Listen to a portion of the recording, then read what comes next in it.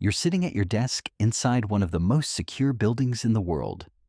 Your network is monitored around the clock. Your systems are patched. Your firewalls are configured by some of the best security engineers on the planet. And for 9 months, someone else is sitting there too. You just have no idea. This is not a story about a phishing email someone clicked. It is not a story about a weak password or an unpatched server someone forgot about. This is a story about something far more unsettling. A supply chain attack so precise, so patient, and so deeply embedded inside trusted software that it bypassed almost every defensive layer protecting the United States government. And by the time anyone noticed, the damage had already been done. The SolarWinds attack is one of the most significant intrusions in the history of cybersecurity.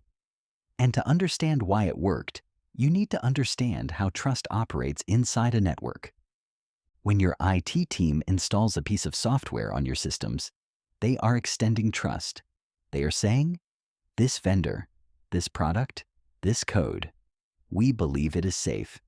That belief is the foundation of every enterprise network on Earth. Vendors spend years building that trust.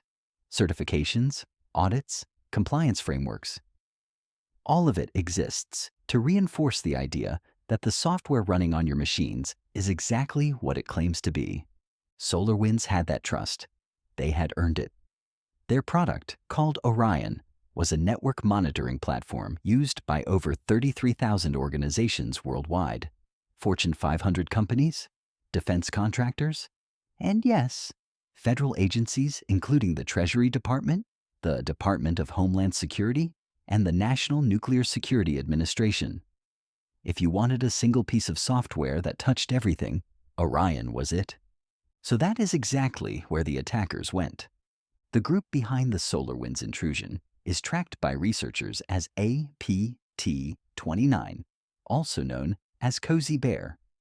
This is a sophisticated threat actor widely attributed to the Russian Foreign Intelligence Service, the SVR. These are not opportunistic hackers running automated scans.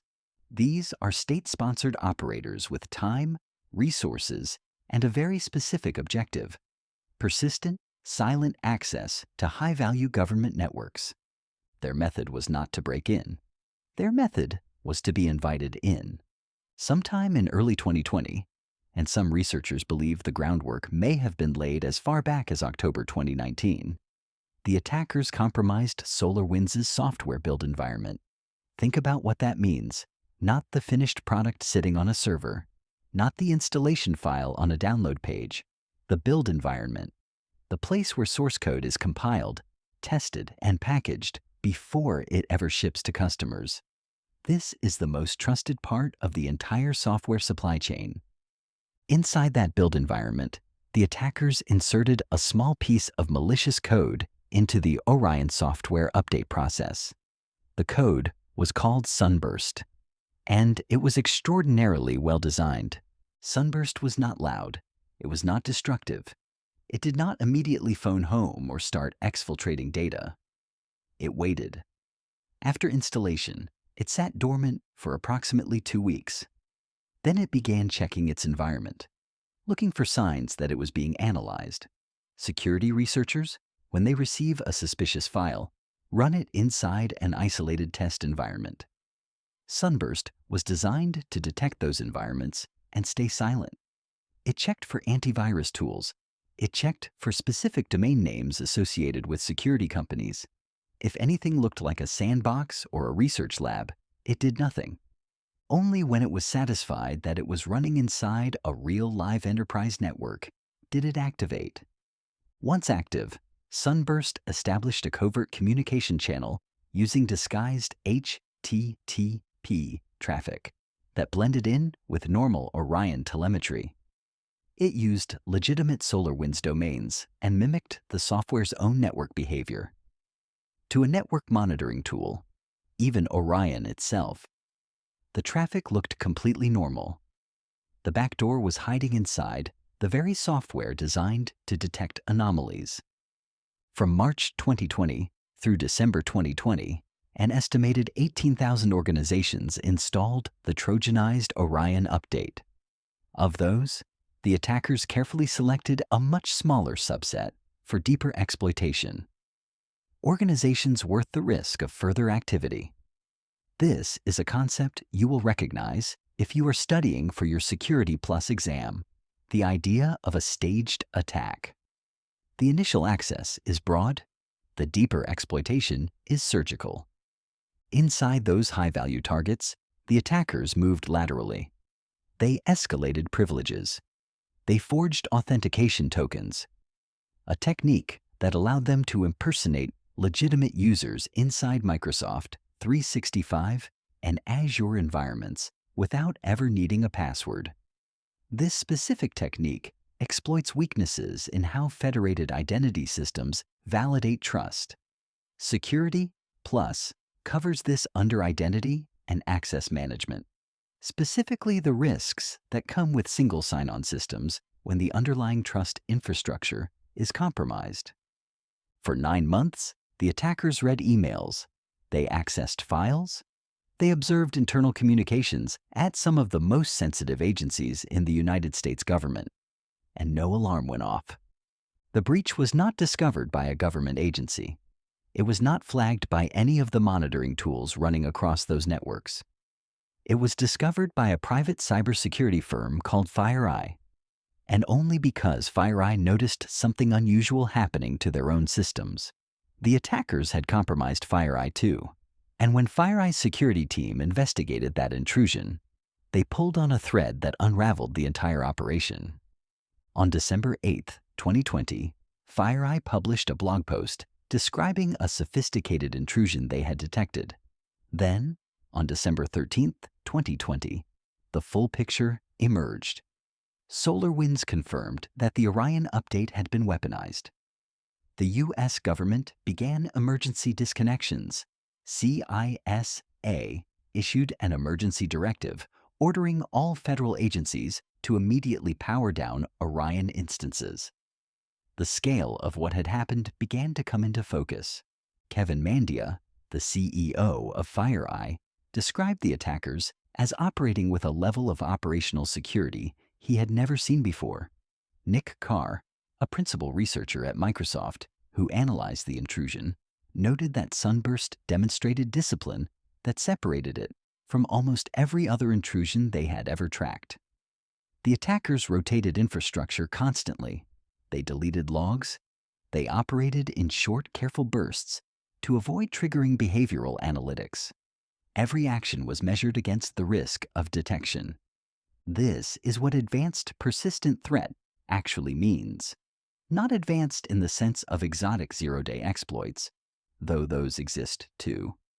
Advanced in the sense of patience. Advanced in the sense of understanding exactly how defenders think, and doing the opposite of what any detection system is trained to catch.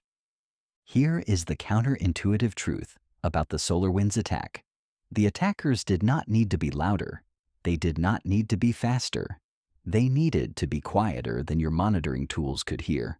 And they were. After the discovery, the consequences were enormous and ongoing. A number of U.S. senators called it an act of cyber warfare. The Biden administration, upon taking office, issued formal sanctions against Russia in April 2021 in response to the intrusion. SolarWinds itself faced significant legal and reputational fallout. Their stock dropped sharply. Their CISO, Tim Brown, faced scrutiny over internal security practices that researchers alleged had been flagged years earlier and not addressed. The U.S. Cyber Safety Review Board, in its later reporting on the broader Microsoft cloud intrusion, which overlapped with some of the same threat actors and techniques, used language that had not appeared in government reports before. They said certain security failures were preventable. That word, preventable, carries real weight when you are talking about breaches at this scale. So what does this mean for your network? It means that your perimeter is not your only attack surface. It means that the software you trust, the software your vendors have certified and your procurement team approved and your IT team installed, can be the weapon. Supply chain attacks have become one of the most effective vectors in modern threat actor playbooks precisely because they exploit the trust relationships that make enterprise networks function. The SolarWinds attack changed how security teams think about software updates. It accelerated adoption of zero-trust architectures. The principle that no user, no device, and no piece of software should be implicitly trusted, even if it came from a known and approved source. Zero trust is a core concept in current Security Plus exam content, and SolarWinds is exactly the real-world incident that explains why it matters. You verify, you monitor, you assume breach. Not because you are paranoid, but because the evidence says that someone patient enough and skilled enough can be inside your network right now, reading everything you write, watching everything you do, and your monitoring tools will show you a clean dashboard. The SolarWinds attackers were inside U.S. government networks for 9 months before anyone noticed. They left through the same trusted door they entered, and when the investigation finally concluded, the full scope of what they accessed may never be fully known. You are sitting at your desk inside one of the most secure buildings in the world. Your dashboard is green. Everything looks normal. The question is not whether your perimeter held. The question is whether you would know if it did not. If you made it this far, you already think like a security analyst. SolarWinds wasn't just an attack. It was a lesson the entire industry learned the hard way. And that's exactly what this channel is built on. Real incidents, real consequences, and the security concepts that actually matter. On the Daily SOC, you get daily cyber news breakdowns, deep dives into the biggest attacks in history, and security plus concepts explained through the events that made them real. No fluff, no filler, just the stuff that makes you better at this. If this video changed how you think about trust in your network, hit the like button. It helps more people find this content. And if you want to stay ahead of the next SolarWinds, subscribe. New cyber history and security, plus breakdowns every single day. I'll see you in the next one.